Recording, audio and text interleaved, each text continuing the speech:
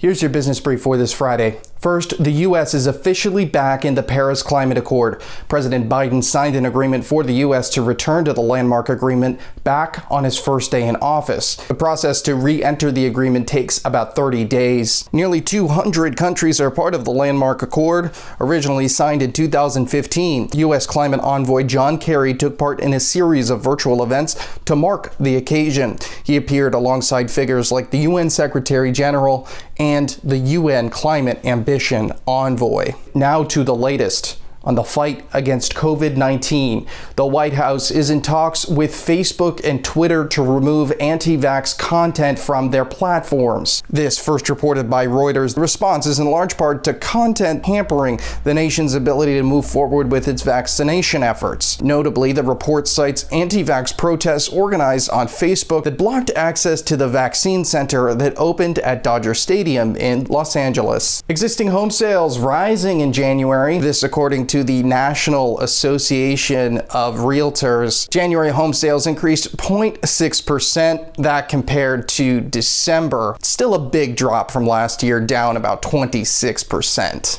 Facebook has removed news content for users in Australia. The tech giant made the move following through on a threat to remove content following legislation that requires tech companies to pay for content from Australian media companies.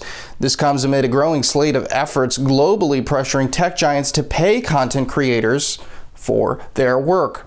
Other countries around the world, including right here in the United States, have considered legislation allowing publishers to take on platforms like Facebook and Google. Reuters reporting that a bipartisan group of legislators in Washington are considering legislation that would grant more bargaining power to smaller news organizations to negotiate with big tech platforms. A consumer alert: Ford is recalling 153,000 vehicles in North America. This because the automaker says they can't locate 45 vehicles with faulty airbags. They're recalling Ford Rangers from 2004 to 2006 to check for them. The invite-only social audio app CLUBHOUSE reportedly topping 8 million downloads. This according to a new report from mobile data and analytics firm AppAbbey.